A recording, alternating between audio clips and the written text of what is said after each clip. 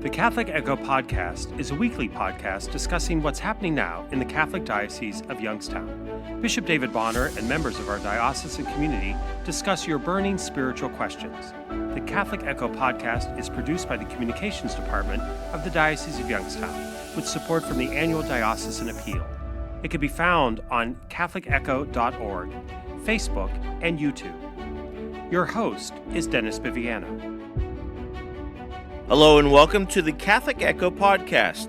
Today we are discussing the newly released Care for Creation Action Plan for the Diocese of Youngstown. Here to discuss the plan is Bishop David Bonnar. Thanks as always for joining us. It's always great to be here, Dennis. Now the Care for Creation Action Plan, what is it and who was part of your creation care team to make it all possible?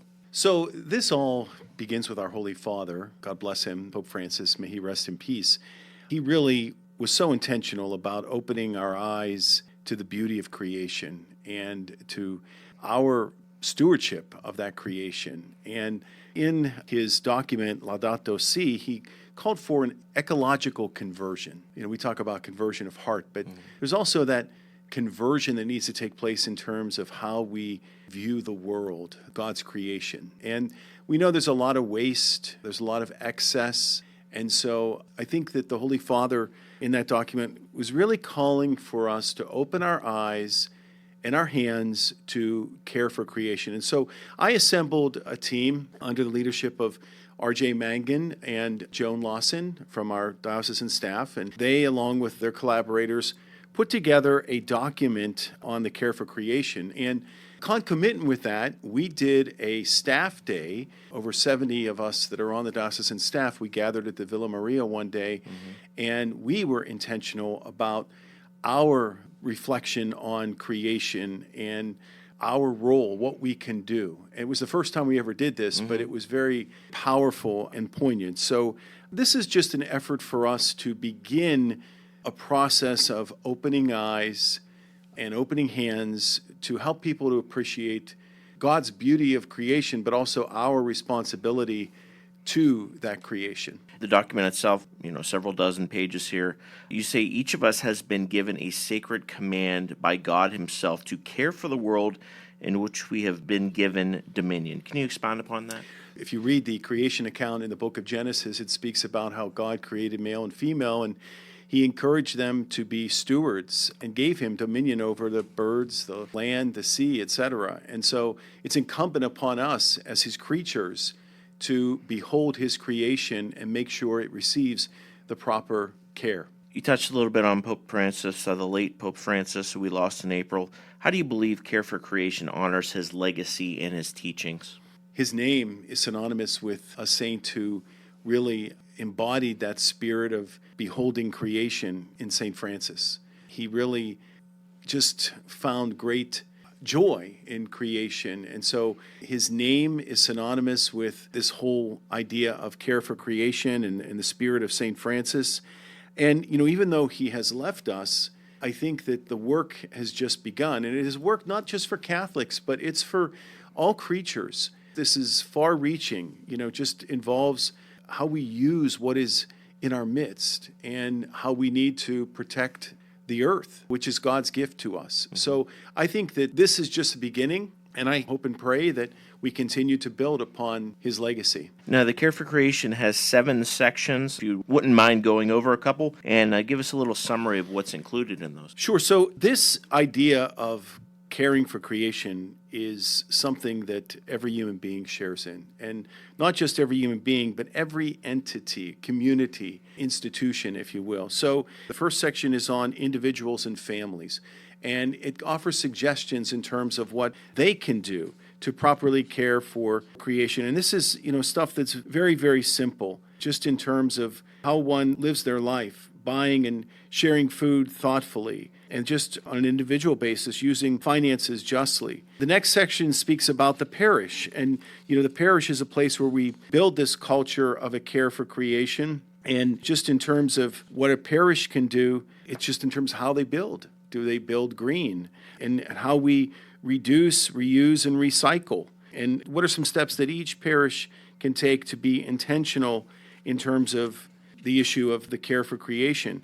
I think if we look at the next section, it talks about the school. And of course, the school is the great big classroom of learning. And so there's wonderful opportunities here to teach students the whole idea of energy and conservation and recycling, purchasing the right food with a thoughtful intent, building appropriately, and just spreading the word for the care of creation. This also extends to the faith formation process and how we impart this in our faith formation programs. Again, it's all about building that culture. Then there's the section on healthcare. Healthcare uses a wide variety of realities in its efforts, and some of which can impact the creation, the earth. So it's a matter of, offering some suggestions in that regard. Then there's the whole idea of human services. Once again, just reiterating the whole idea about energy and conservation and preservation, the whole idea of protecting our water resources.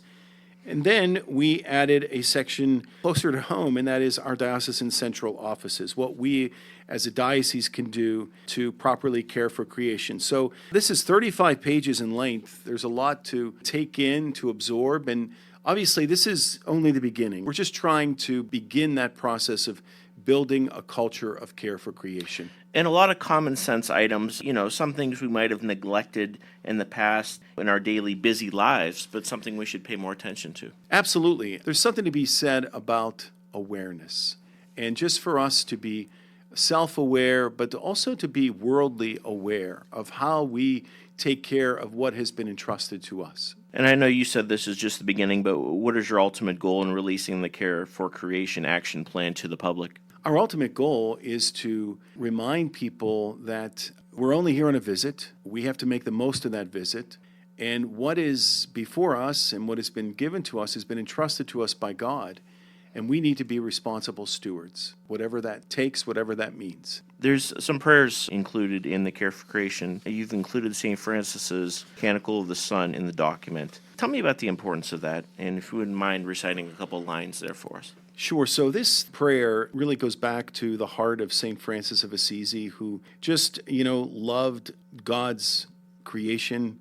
He spoke about the sun as brother sun, and he talked about the moon as sister moon. But these words really echo his praise for God. Praise be you, my Lord, with all your creatures, especially brother sun, who is the day, and through whom you give us light.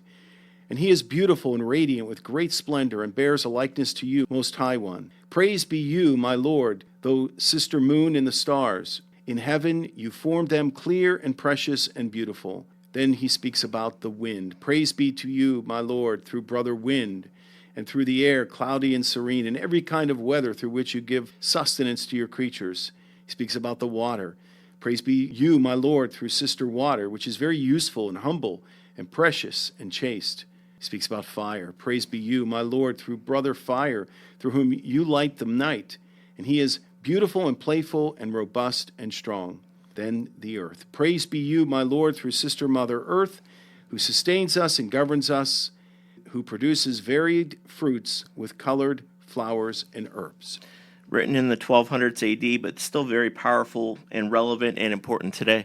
Amen. Bishop Bonnar, thank you so much. Thank you. Coming up next, when the Catholic Echo podcast returns, you'll hear from the Director of Peace and Justice for Catholic Charities, Diocese of Youngstown, R.J. Mangan. Keep it here, much more to come. It's time for Patron Saints of the Diocese of Youngstown with your Bishop, David J. Bonnar. St. Isidore the Farmer was born in Madrid, Spain, and worked his whole adult life on one farm. He married Maria de la Cabeza, who is also a canonized saint, and they had one child who died at an early age. He was known for attending daily Mass, praying while working in the fields, and providing food for the poor. St. Isidore is the patron saint of farmers, rural communities, and St. Isidore Parish in Louisville and Harrisburg. His feast day is May 15th, so happy feast day of St. Isidore to all farmers, rural communities, and our friends in Louisville and Harrisburg. St. Isidore the Farmer, pray for us.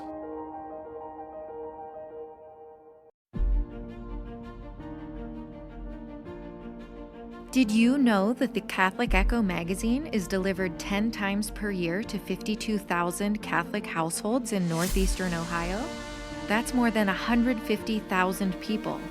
And the Catholic Echo website, catholicecho.org, has been averaging 30,000 views per month since it launched in February 2023. Advertise your business, special event, or service with the Catholic Echo in print or online. Email catholicecho@youngstowndiocese.org. Advertising discounts are available for Catholic institutions as well as for businesses that commit to 5 or 10 issues in a year. Email catholicecho@youngstowndiocese.org or visit the advertising tab at catholicecho.org for more information.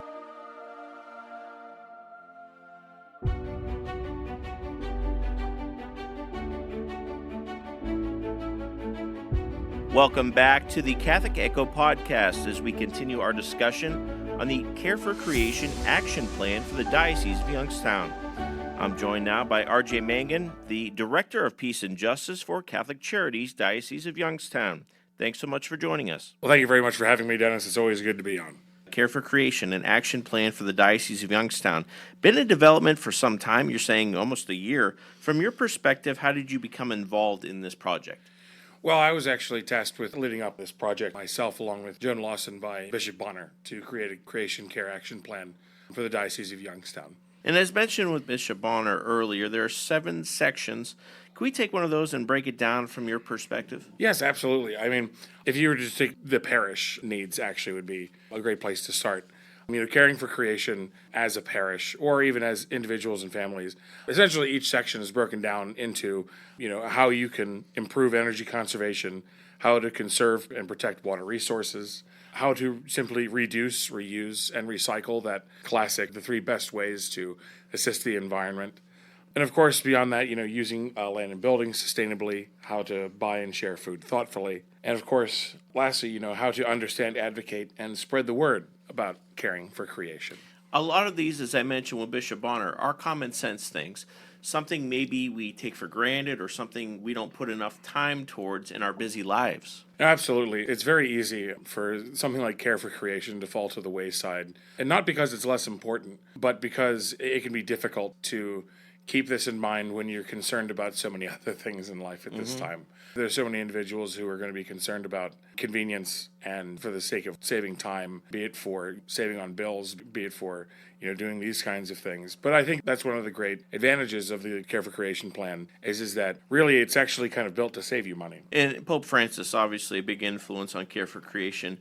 What should we take away from his papacy, and how does this action plan keep his memory alive? Really looking back at the papacy of Pope Francis, and it's difficult in some ways for me to believe, that he's passed, because his leadership has defined much of my adult existence. Carrying forward that sense of interdependence, what he was so very focused on was this idea that, it's everyone, todos, todos, todos. It's everybody together. And that also includes our brothers and sisters, sun and the moon. And as St. Francis would describe it in the Canticle of the Sun, that it includes, all of creation, that we're interdependent. We rely on the earth to feed us on a very fundamental level. It is our common home. And that sense, that conscientiousness of the meaning of the earth and the infinite value of creation itself as a gift from God is what we need to carry forward in ourselves, I believe. And especially for the way that we consider the value of labor and the way that we consider the value of the very things that make up our daily lives. Pope Francis was constantly asking us to take a moment to look around ourselves, to understand our environment as a reflection of ourselves, not simply as the place where we live, but also as impacting and forming who we are. Besides Care for Creation, what will you miss most about Pope Francis and his legacy? I think most significantly was his really revolutionary openness and this idea of synodality, the cooperative project of the church, that, not to diminish the role of the clergy whatsoever in their teaching authority. Absolutely, it's incredibly important. And I think, that was something that got lost along the way, was sometimes the media would have a time of making Pope Francis out to be someone that he wasn't. As someone who, followed him very closely for his papacy, was this reality that he was open, at the very least, to a conversation on any subject, which has not always been the case in the church. Now, Care for Creation was really for parishioners of all ages. I guess, what is your hope when folks of all ages read this document? The hope really is that it gives them an opportunity to engage in the spirituality of creation and really the devotional practices that we have as part of the church. Using St. Isidore, the farmer, as a great example of that, wanting to connect that to the historical tradition of the church. I really hope that people are just simply inspired to find ways that they can, in their own daily lives, help to care for creation itself, and really just to gain a much more thorough connection with their environment around them. That they find a way to come to appreciate it more, maybe get out in nature a little bit more, and really understand the beauty of the creation that God has gifted us with. I also want to shift a little bit and talk about your department, Peace and Justice. For those who might not be familiar, what are some of the best parts of your job, and also some of the most challenging? I think the best part of the job is getting to talk about really important issues, getting to talk about some of the things that are most important to me, some of the things that I think are most important to the world on some levels. These are very big issues. I mean, not just care for creation, but of course talking about things like abortion, medical ethics, talking about faithful citizenship, talking about human trafficking, talking about economic justice, and really any kind of ethical issue under the sun that you could imagine kind of falls into my space. And of course the joy of prison and jail ministry, I can never talk about that enough, is the joy from that. But interestingly enough, what is so incredible about the work is also what makes it very difficult, because you're covering, I'm covering about, there's Catholic Campaign for Human Development, there's Catholic Relief Services, but not just that, but also the breadth of the issues at hand, and being able to try to address those. Ultimately, no matter what you do, and I think this is true for either any academic or really anybody talking about social issues or subjects of importance, you're never going to be able to say everything. Mm-hmm. There's always the struggle to help educate, but also to fully capture in your own words the meaning of church teaching and church doctrine, and actually being able to apply that, taking the words from the page and then actually making that a lived experience. Mm-hmm. Is itself a journey. You'll travel well outside of our diocese. You go to the State House as well for issues. Yes, I do. Travel to State House, been to Washington, D.C. with the Catholic Social Ministry Gathering, and of course going down to Columbus more frequently than to D.C. Mm-hmm. a couple of times a year to meet with legislators and talk about the issues that are important to the church. Any events you're looking forward to most this summer? Outside of Care for Creation Action Plan, I am going to be assisting. I am now in charge of trying to revive the Faith and Family Festival, actually, which we're looking to hold in September. That is the hope. Okay. And to get that started again. And also over the summer, I'm hoping to work with various parishes and individuals to show up for the March for Life in Columbus in October. That's actually coming in fall, most of those events, but the work is happening this summer. And finally, RJ, how can folks reach the Office of Peace and Justice? Well, if you go to ccdoy.org, that is Catholic Charities, Diocese of Youngstown, their website, there you can find in the diocesan offices part, my office, the Office of Peace and Justice. My contact information is there, but I'm more than happy, to lay it out here that you can call the diocesan offices 330-744-8451. My extension is 245. I'm more than happy to field any questions or calls or any thoughts that people have. Of course, you can send in a letter, attention RJ Mangan, or lastly, there's my email, which is easy to reach out to, which is rmangan, that's RMANGAN, at youngstowndiocese.org. RJ, thank you so much for your time. Thank you very much, Dennis. As always, God bless. That is all for this week's episode of the Catholic Echo podcast. You can find us on YouTube, Facebook, CatholicEcho.org, or your favorite podcasting platform. I'm your host, Dennis Viviano. Thanks for listening, and have a blessed week. The Catholic Echo podcast is a production of the Roman Catholic Diocese of Youngstown. Your host has been Dennis Viviano. Have a blessed day, and may God be with you.